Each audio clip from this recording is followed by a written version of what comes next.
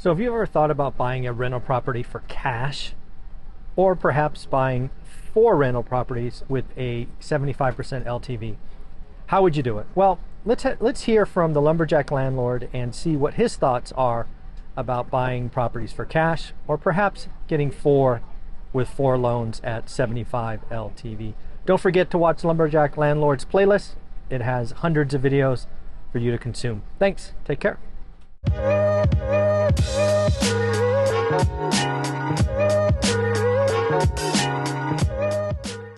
Mike, is it better to own one rental completely outright where you don't have any bank debt on it whatsoever? Mm-hmm.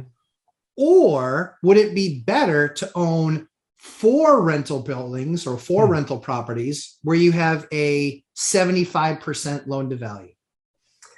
So I like using real numbers whenever possible, because otherwise people can just talk about it. So let's just pretend, folks, you have $100,000 in cash. Pretend.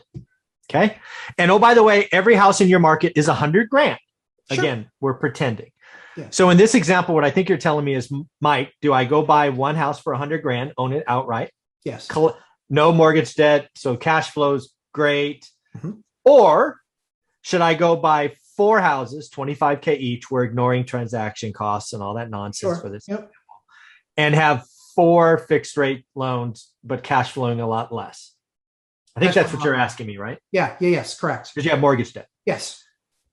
So now there's always the corner case of individuals out there that are just so fearful of debt and all of that. But you're asking me my opinion? Yeah. My opinion, without question, is you want to own four with 75%, which I consider conservative leverage. Certainly if you're beginning your journey. If you're at the end of the journey and you've got enough, and do whatever the hell you want. But most people watching this channel are at the growth stage. And again, time in market is more important than timing the market. Recycling capital is the turbocharger of this business. That's right. And I promise you, the only reason I was able to grow from 3 to 8, I didn't have any more money, was because I was recycling capital. And I would get four all day long and twice on Sunday. So we will make Dave Ramsey roll over in his future grave with these concepts. That's okay. Right? But the other thing that I see too is people so laser focused, right? And sometimes like the FIRE movement and things like that, trying to have zero debt. Yeah. Well, one of the stories in my book, right, is a Dave Ramsey fan. That's right. She called me and she was like, "Hey, I'm confused. I'm tied up in knots." Again, I put this storyboard together on purpose. And one of them is a Dave Ramsey fan. She was, as I recall, a young lady in her 20s. And they did all kinds of things that were less than helpful. They got 20-year debt. They were negative cash flow because they were paying. There were things in there that actually hurt them, but they thought they were chasing Dave Ramsey. I was like, oh my God, what are you doing to yourself? So yeah, conservative, right? Again, folks, Dave Ramsey perhaps did some of the most stupid and insane practices, which is why he went bankrupt. He had a portfolio of real estate that was worth, let's call it $1 million, or that was worth $4 million. No, it was worth $5 million. He had $4 million in debt. Yeah. He was a millionaire. He unfortunately chose 90-day debt on $4 million. You can't be that stupid. He had equity, but anytime you have to fire sale stuff, you're not getting real margin. So it's like crypto millionaires. Yeah.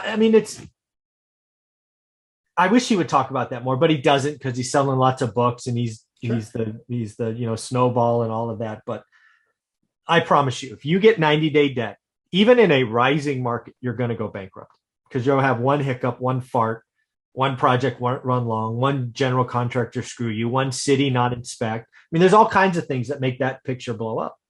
And it should have happened. Mm-hmm. If you go to the casino and you're playing the roulette wheel and you only pick the number 8, you are eventually going to go broke. I don't care if you hit 8 3 times in a row. Yep. You're not going to hit it. You're not going to hit 8 17 times. Nope. Or 21 times or whatever. That's Dave Ramsey is perhaps one of the worst real estate investors ever, and he deserved what he got. Absolutely agree with you 100%. And I think that one of the things that we're trying to really bring out for folks is, there are a ton of people that Dave Ramsey helps, but they are not without question, but they're not real estate investors. No, getting out of debt. I mean, I think Dave Ramsey, 80 to 90% of what Dave Ramsey preaches is awesome. Fully support. He is helping millions of people every year. That's right. When he gets to the last 10% talking about real estate and, oh, by the way, pay it off and that, it is some of the most bad. Again, the key is that if you want to live to retire at 65 or 67 years old and have decent money habits, that's a good path. Yeah. If you're looking to not work your butt off until you're 65 or 67 or what will probably be eventually 70, and you need to be doing something on the side and you're doing real estate investing, you should not buy a property and then spend the next 10 years paying it off. No, before you get the next one? That is a hugely flawed strategy. And if that's the way that you can sleep at night, you should probably look at a different vehicle, because real estate, go do mutual funds or index funds. Real estate only truly works if you're leveraging debt. Conservative, fixed rate, cash flow. Right. I mean, the other thing that Dave Ramsey talks about, and he's absolutely right. If you bet on appreciation, you're stupid. Yep. Right. It's just like Dave Ramsey getting 90-day debt. Eventually, you're going to get wrong. And again, in the Silicon Valley, where I live, the people that win the most bet on appreciation, because shit here doesn't cash flow. That's right. But eventually you hit a hiccup and you have a 90-day window where nothing sells and everybody's stock's worth less and everybody freaks out. And then your hard money debt just eats you alive and pretty soon you're bankrupt. That's right. Never bet on appreciation. If you're following one rental at a time, I don't even have appreciation in any of my spreadsheets. Does it happen? Yes. Sure. Do I calculate it? Never. Not until that PFS comes around. Yeah.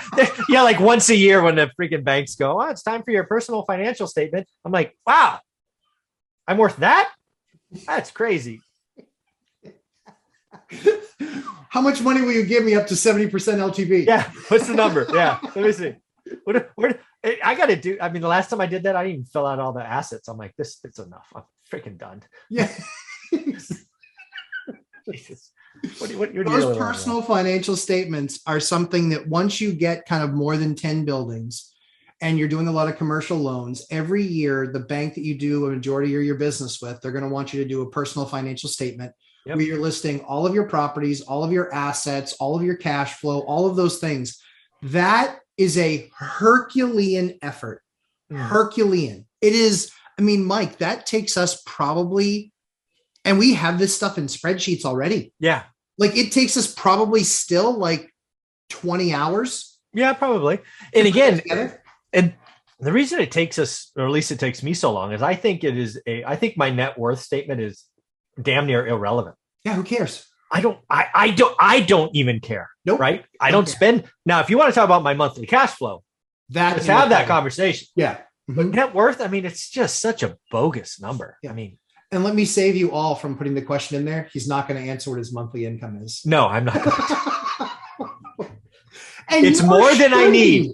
Nor should he. Mind your own beeswax. Yeah. I replaced 2 6-figure incomes. I haven't worked a day in my life since I was 45 and I'm almost 50. So I'm doing okay. Yeah, exactly. And you know what? That's what anybody should aspire to do. 45 years, 6 months, and 14 days. I love that you know down to the day. And if you're wondering what that is, 45 years, 6 months, and 15 days is when Mike retired. Exactly. And so I will call it all good if I can just retire one day before. I want you to. And it's Mike, it's coming in. It's coming in hard and fast. I like it. It's coming like I have less than a year. Yes. Less than a year to make that decision. Dude, when you and I could do this rap all the time when you're done working for the man, dear God, it's going to be good. We'll be the first 24/7 like CNN version of real estate, except it's always us. Exactly. Hello. Yeah, that's crazy. It's awesome. So guys, again, what we really want you guys to learn from this is understanding that debt is your friend, smart debt is your friend. Smart debt. Smart. Loan to value ratios are there to protect you, but don't feel nearly as protected as you think you are with just one property and having no debt on it. Put yourself in a position where you do have debt, where you do have more incomes, because I guarantee you this, you're going to be making a lot more money off of 4 properties. Yeah. I mean, let's just do the math, right? Let's do the math. So in our earlier example, you had 100 grand, every house is 100 grand, blah, blah, blah, blah, blah. Yep. So let's just assume, let's make this really easy. So let's assume you make $1,000 on the free and clear one. Yep. And let's say you make, let's actually say you make less. Let's say you make $200 on the 4. So you make $800 a month cash flow over here, and you make $1,000 over here. Okay. Because again, mortgage, debt, tax, insurance, whatever. You might look at that going, oh, wait, I make more over here. Well, maybe you're paying taxes on that too. Yeah. Well, potentially. Yeah. And all of that, but really where this comes in again, remember what we talked about, time in the market is more important. That's right. Here's the deal. Appreciation does happen. And again, I just said, don't calculate it. So don't calculate it. But when you go back to do a cash out refi or whatever, let's just assume we saw 10% appreciation. Yep. Just say. So if you had 1, now you're worth 110. Yep. If you had 10% on the 4, now you got 440. Right. So this is the beauty of real estate. This is why inflation is our friend. This is why 5% inflation helps real estate investors. And then what will happen as this goes on is you'll be able to recycle. Like in the future, in theory, it will get to a place where you could refi 1 and pay off 2. Right. I mean, it's just, or you could buy 3, or just.